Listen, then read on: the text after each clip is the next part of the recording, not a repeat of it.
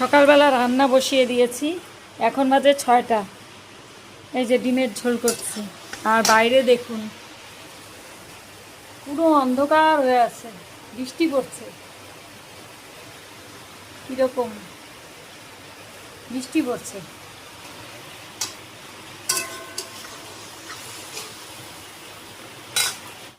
এখানে যে ভাতও হয়ে গেছে, সবে মাত্র নামালাম। সকাল থেকেই পড়ছে বৃষ্টি।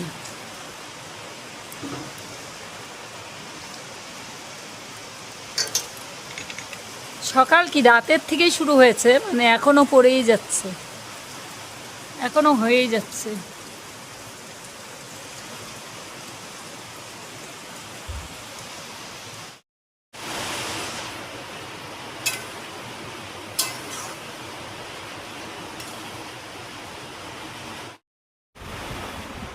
ঘরগুলোকে মুছে ফেলছি সকাল সকাল।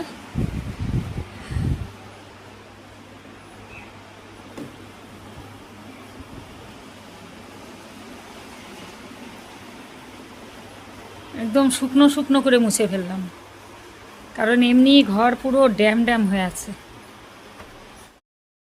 তো এই হলো ডিমের ঝোল। কি বৃষ্টি পড়ছে।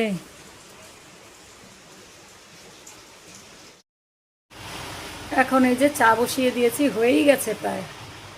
ছেলে গেল খেয়ে দিয়ে, ডিমের ঝোল ভাত খেয়েছে আজকে। পাখিগুলোর কত অসুবিধা, পাখিগুলো কিচিরমিচির। এটা দিয়ে ধরে নিচ্ছি, গরম হয়েছে। পাখিগুলো না এই যে সানসেটের উপরে বসে কিচিরমিচির করে যাচ্ছে সকাল থেকে আমার রান্নাঘরে। খারাপ লাগছে, বৃষ্টির মধ্যে ওরাই বা কোথায় যাবে। বৃষ্টি হলে ওদের খুব অসুবিধা। প্রত্যেক দিন খাওয়া দেই, পাখিরা এসে খায়, কিন্তু আজকে খাওয়া দেব কি করে? জল বাইরে, খেতে দেওয়া যাচ্ছে না ওদের। দেখুন ক্যামেরাটা কেমন ধোঁয়াতে ঢেকে একদম ধোঁয়া ধোঁয়া হয়ে যাচ্ছে। তো হয়ে গেছে চা, এবারে নিয়ে যাই। সুপ্রভাত, শুভ সকাল বন্ধুরা। আশা করছি যে যেখান থেকে ভিডিওটা দেখছেন প্রত্যেকে ভালো আছেন, সুস্থ আছেন। আমিও ভালোই আছি। তো ঘুম থেকে তো যেই টাইমে উঠি সেই টাইমেই উঠেছি, 5টা। ঘুম থেকে উঠে ঘরটর সব মোছা কমপ্লিট হয়ে গেছে। আর উঠোনটা ছাদ দিতে পারিনি, কারণ মুষলধারে বৃষ্টি হচ্ছিল সেই রাতের থেকে। সকালেও প্রচণ্ড বৃষ্টি ছিল। তারপরে তো রান্নাঘরে এসে আমি এই যে ভাত আর ডিমের ঝোল করলাম, ছেলে খেয়ে গেল। আর নিয়ে যাবে না বললো, ওখানেই খেয়ে নেবে ক্যান্টিনে দুপুরেরটা। আর এখন এই যে চা বসিয়ে দিলাম, চা করে নিলাম, আমাদের দুজনের জন্য চা খাবো এখন। ছেলে বেরিয়ে গেল, তারপরে এই যে চা বসালাম, ওকে সব রেডি টেডি করে দিলাম। তো সঙ্গে থাকুন, ভিডিওটা দেখতে থাকুন। সারাদিনে যতটুকু পারবো যা যা করবো অল্প অল্প করে শেয়ার করব। তো এখন এই যে চাটা নিয়ে যাই। চাটা তুলেছি, কিন্তু একটু ঠিকঠাক করতে হবে, তো হুড়োহুড়ির মধ্যে করেছি তো। এখন এই যে নিয়ে যাচ্ছি চা। আর এই যে দেখুন এখানে আমার ভিডিও চলছে আপনাদের দাদা ভাইয়ের ফোনে। শুকনো মুড়ি খাচ্ছি। এই যে নিয়ে এসেছি চা আর মুড়ি। এই যে চা নিয়ে এসেছি, এখন আমার ভিডিও চলছে।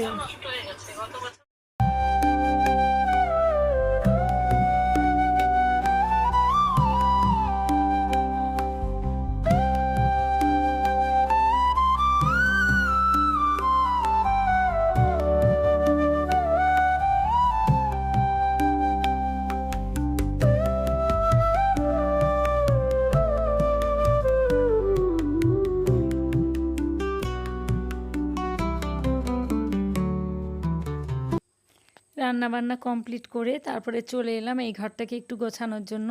তো আগে তো বিছানা টিছানা তুলেছি, তবুও ভাবলাম যে এখন একটু ভালো করে ফিটফাট করে পেতে নিই, কারণ ভালো করে একটু চাদরটা টান টান না করলে ভালো লাগে না। এই জন্য আবার এই যে চাদরটাকে একটু ঝেড়ে টেরে ভালো করে পেতে নিলাম। আর এই যে সোফার ঢাকনাটাকেও এখন তুলে ভালো করে ঝেড়ে টেরে এটাকেও একটু ঠিকঠাক করে রেখে দিব। ডিমও বাড়িতে থাকলে তখন অতটা ইয়ে করা যায় না, কারণ ও বসে থাকে বিছানার মধ্যে। আমি বিছানাটা তুলি, তবুও যেহেতু বসে থাকে, তো এখন যেহেতু বাড়িতে নেই, বেরিয়ে গেছে সকাল সকালই, এই জন্যই যে আরও আমি সেই সুযোগে আর একটু ভালো করে গুছিয়ে টুছিয়ে নিচ্ছি। এখন এই যে সোফার ঢাকনাটাকেও একটু ভালো করে পেতে নিচ্ছি। আর আমার এই সোফার ঢাকনাটা, এটা হচ্ছে একটা কার্পেট, একদম হালকা কার্পেটটা, মাঝে মাঝে ধুয়ে দিই। আর এটা আমি ফ্লিপকার্ট না মিশো, যাই হোক মনে পড়ছে না এখনও, সেখান থেকে অর্ডার দিয়েছিলাম। তো এখন এই যে চা বসিয়ে দিলাম। আমাদের পাশের বাড়ি এক কাকু এসেছে, তো রক্ত পরীক্ষা করবে, তো আমার হাজব্যান্ডই করে। তো এখানে এই যে এসেছে সুগার টেস্ট করানোর জন্য, খাওয়ার আগে খাওয়ার পরে দুবারই দেবে। তো এই যে কাকুর ব্লাড নেওয়া হয়ে গেল, এবার চা বসিয়ে দিলাম, বললাম চা খেয়ে যাও। যাওয়ার সময় কাকুকে ছাতা দিয়ে দিলাম, কারণ বৃষ্টি পড়ছিল। তারপরে এই যে ছাতা নিয়ে গেল। ওই যে আমাদের পাশের বাড়িরই কাকু এসেছিল, ব্লাড দিল, মানে সুগার টেস্ট। আপনাদের দাদাভাই নিল ব্লাড। আর এখন ওই যে চা করে দিলাম, খেলো। এখন বৃষ্টি নেমে গেছে, যখন এসেছিল তখন বৃষ্টি ছিল না, তাই ছাতা দিয়ে দিলাম। নিবে না ছাতা, বলে তোমাদের লাগবে। আমি বললাম না, নিয়ে যাও, বৃষ্টিতে ভিজে যাবা, নিয়ে যাও, পরে দিয়ে যাও। তো এই যে আবার আমরাও চা খেলাম কাকুর সঙ্গে একটু। এই বাস্কেটটাকে একটু মেজে নিচ্ছি, কারণ প্রত্যেক দিন এইটার মধ্যে বাসন দেই, তো অনেক সময় জল থাকতে থাকতে না একটু পিচ্ছিল পিচ্ছিল টাইপের হয়ে যায়। এই জন্য যে ভালো করে একটু মেজে নিলাম, জলগুলো সব পাস হয়ে যায়, এটা দিয়ে ভালো হয় সুবিধা। বৃষ্টি পড়েই চলেছে এখনো পর্যন্ত। আমার উঠোনটা ঝাঁপ দেওয়া হয়নি, উঠোন ঝাঁপ দিব, পুজো দিব। গ্যাস মোছা হয়ে গেছে, গ্যাস মোছা কমপ্লিট।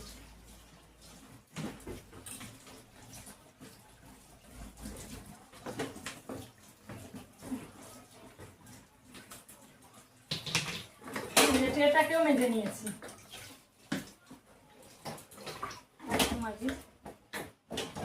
জল পড়ে এটার মধ্যে।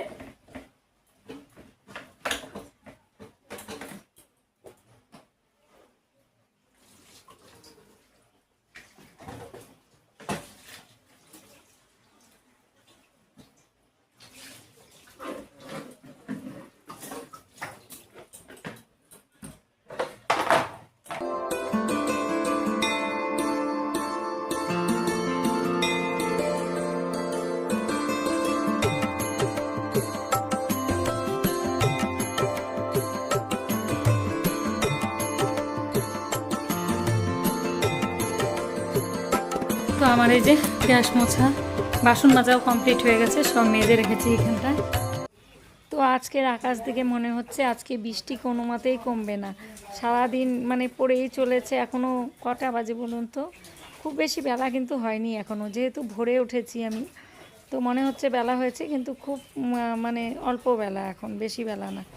তো আমি ভাবলাম যে স্নানে যাবার আগে পুজোর কাজটা করে রেখে দিই, কারণ স্নান থেকে এসে না করতে পারবো না, ভিজে যাব। আর সবই বাইরের কাজ, ঠাকুরে বাসন মাজতে গেলেও বাইরে মাজতে হবে, ফুল তুলতে গেলেও ভিজে ভিজেই তুলতে হবে, ছাতা নিয়েও তোলা যায় না, অসুবিধা হয়।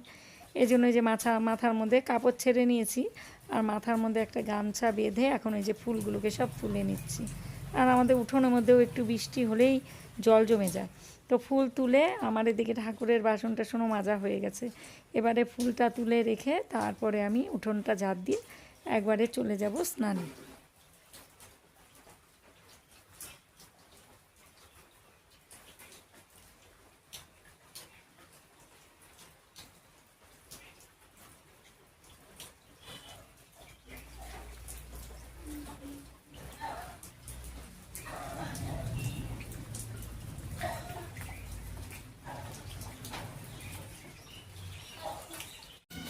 ফুল তোলা কমপ্লিট হয়ে গেছে, আর জামা কাপড়ও বাথরুমে রেখে এসে পড়েছি।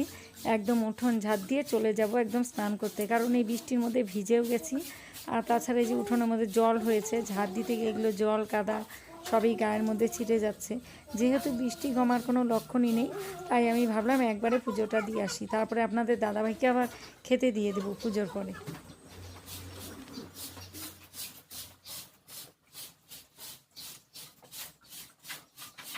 তো বাড়ির ভেতরের উঠোনটা ঝাড় দেওয়ার পরে বাড়ির সামনের উঠোনটাকেও ঝাড় দিয়ে দিচ্ছি। আর এই যে ফুলগুলো পড়ে যায় উঠোনের মধ্যে, একটু নোংরা হয়ে থাকে, এই জন্য যে উঠোনটাকে ঝাড় দিচ্ছি। আর ঘাসও হয়ে গেছে বৃষ্টিতে প্রচুর পরিমাণে। ঘাস কেটে দিলে গরু ছাগল খেলেও আবার কেন যেন বড় হয়ে যাচ্ছে।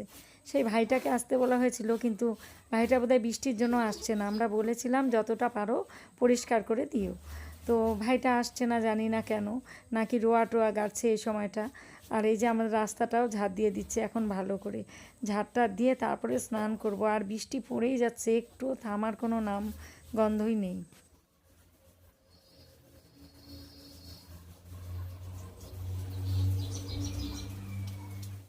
বসলাম প্রেশারটা চেক করানোর জন্য।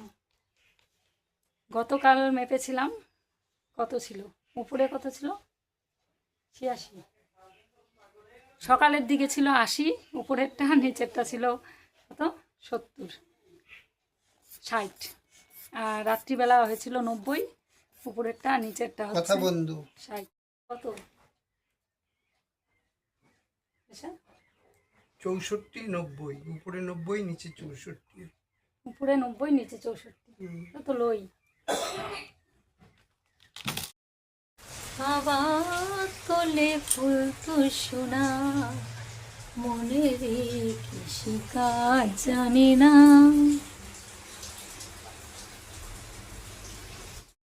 অনেকক্ষণ আগে পুজো টুজো কমপ্লিট হয়ে গেছে, আপনাদের দাদা ভাইও চলে গেছে অনেকক্ষণ হলো।